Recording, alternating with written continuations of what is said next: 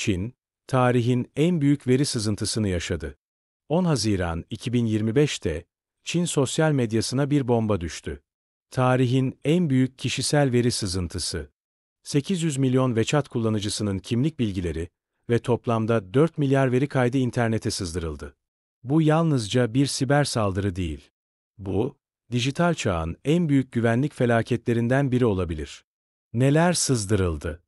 Sızdırılan veriler arasında kimlik numaraları, telefonlar, adresler, finansal bilgiler ve WeChat ile Alipay kullanıcılarına ait son derece hassas bilgiler var. Siber güvenlik uzmanları, bu sızıntının kimlik hırsızlığı, dolandırıcılık ve casusluk gibi ciddi tehditler oluşturduğunu söylüyor. İhmal mi? Sabotaj mı? Olayın ardından sorulan ilk soru. Bu bir ihmal mi? Yoksa kasıtlı bir saldırı mı? Henüz resmi bir açıklama yok. Ancak uzmanlar, bu boyuttaki bir sızıntının basit bir hata olamayacağını düşünüyor. Kimin verileri tehlikede?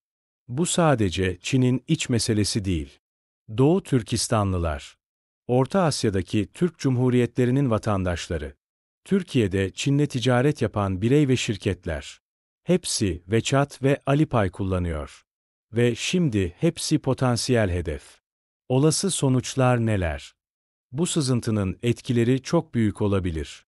Kimlik hırsızlığı ve finansal dolandırıcılık. Hedefli kimlik avı saldırıları, phishing. Devlet destekli istihbarat operasyonları ve bireyler üzerinde detaylı dijital gözetim ve profil oluşturma. En kötüsü ise şu.